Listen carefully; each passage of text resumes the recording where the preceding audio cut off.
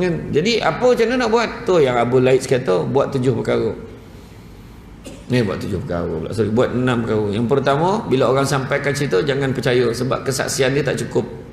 Kau dengar mana cerita tu? Ada orang cakap, jangan ambil. Dia baru dengar-dengar je, betul tidak pun tak tahu, jangan ambil. Kedua, hendaklah kita mencegahnya sebab membawa kepada kemungkaran. Betul pun berdosa, tak betul pun berdosa. Jadi jangan gitu. Jadi kita cegah, kau berhentilah buat cerita tak elok ni. Kau tu tak apa hukum, berdosa neraka ni. Cegah. Yang ketiga, janganlah kamu bersangka-sangka disebabkan cerita orang.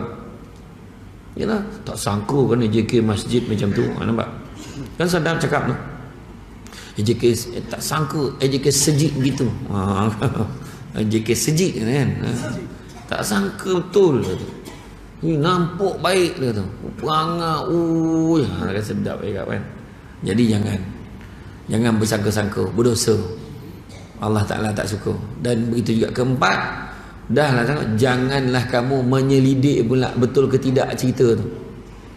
Nah, jangan menyelidik. Nanti aku semak, aku kenal abang dia tu, aku dapat apa-apa info, aku update. Dia pula update.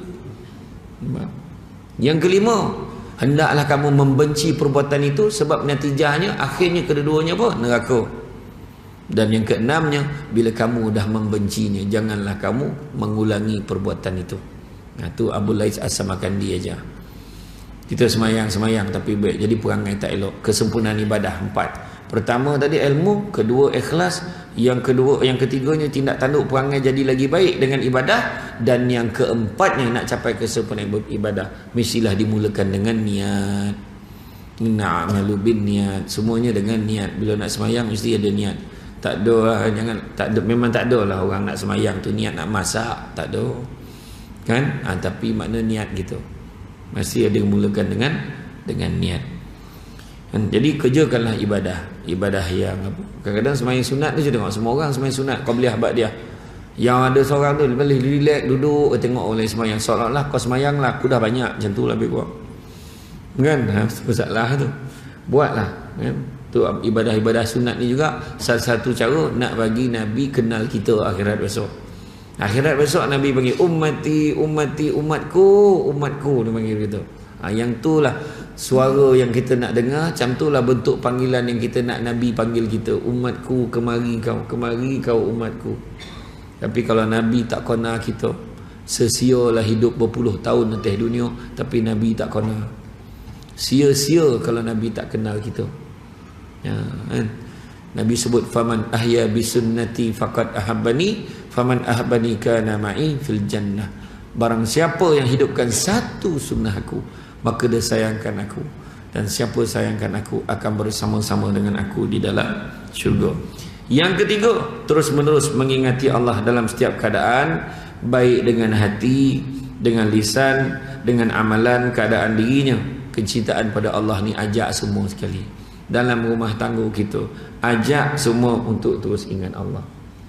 Liman kana yarjullaha wal yawmal akhir, barang siapa nakkan rahmat Allah dan nakkan hari akhirat, wa zakarullaha katsira, maka ingatlah Allah banyak-banyak. Itu sebabnya kita buat kenduri tahlil arwah, dan kita buat doa selamat.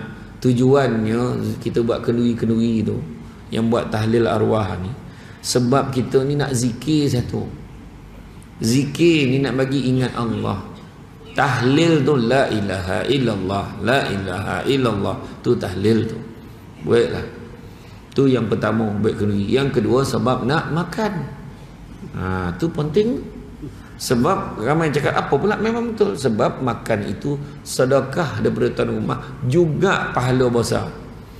Nak pula tuan rumah niat sedekah, niat untuk arwah yang sedang ditahlilkan tu. Tu. Kan Allah Ta'ala ni nak cabut nyawa kita bila-bila je. Kita mungkin hari ni kita nampak tak penting, tak malah tak ada apa lah tahlil ni, tapi kita akan tahu bila kita dah tak ada atas muka bumi ni, kita dah kena tanam besok dah inna lillahi wa inna ilaihi raji'un. Masa tu lah bila keluarga kita buat, kita kalau boleh nak dia buat setiap minggu kalau boleh. Itu sebab yang ada ahli keluarga datang setiap hari Khamis malam Jumaat datang masjid, bawa tu dia bagi juga tu, minta untuk arwah tu, sebab nak buat tiap-tiap minggu hadiah kan. Salah satu tanda ingat. Kan? Yang keempat, lebih mendahulukan kecintaan kepada Allah berbanding yang lainnya. Mengajar ahli keluarga kita, mengajar tentang kecintaan pada Allah lebih kepada yang lain. Macam saya tengok macam keluarga saya dulu pun, baru-baru ni dalam bulan 12 hari tu nak pergi umrah. Nenek saya sakit. Jadi masa tu itulah ujian. Mak saya nak pergi ke tidak, nak pergi ke tidak. Akhirnya fikirlah kasih sayang kita pada Allah dan Rasul lebih daripada ahli keluarga kita. Nenek saya yang sakit tu sendiri cakap, pergilah, pergi. Jangan tak pergi. Nanti doa, kita sampaikan salam pada Rasulullah.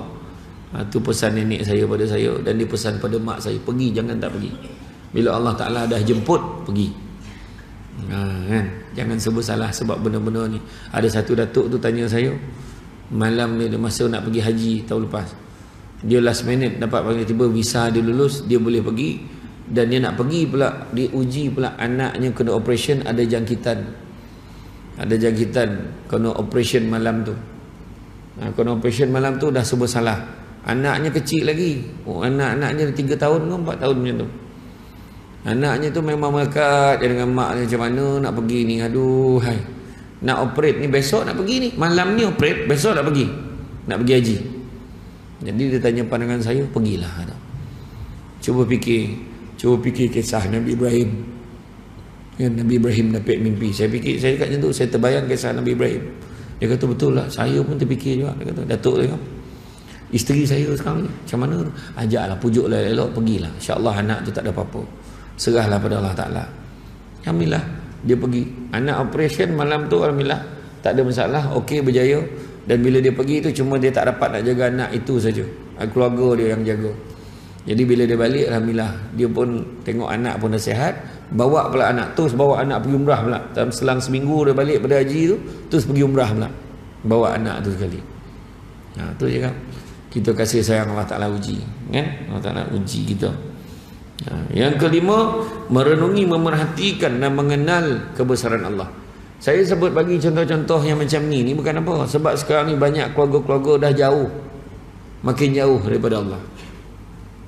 Yang dikejar material banyak, kan?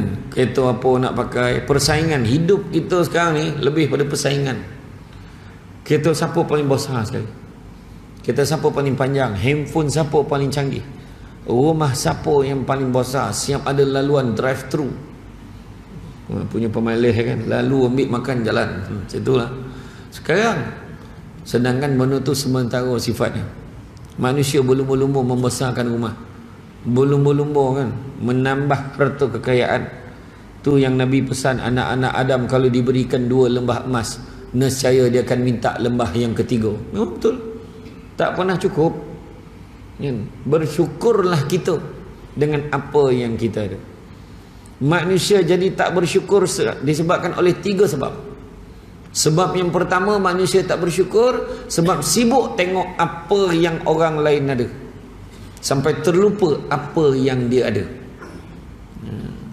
Dia nak sangat itu, dia nak sangat ni, dia nak sangat ni, tapi dia terlupa dia dah ada dah.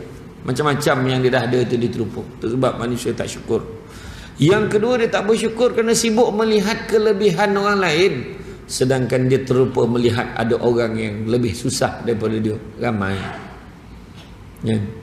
Baru kita dengar baru ni kan, budak tu sampai makan makanan ambil kat tong sampah makan, dah tak ada makanan sangat.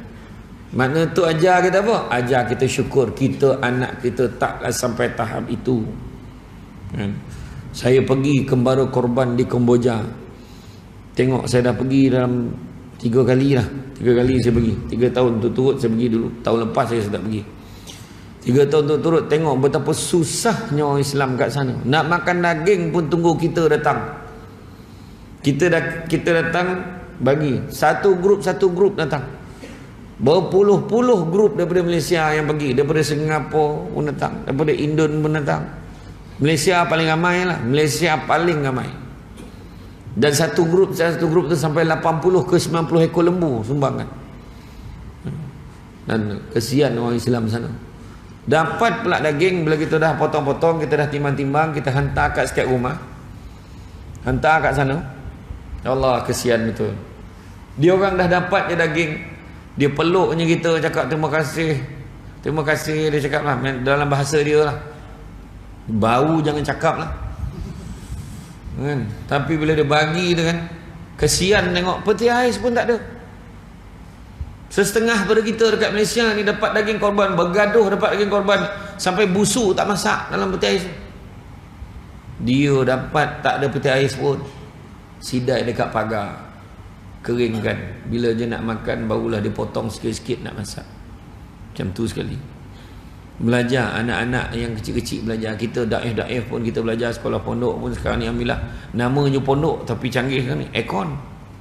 Sekarang adalah yang masih belum aircon lagi, tapi ada bangunan lah, elok lah.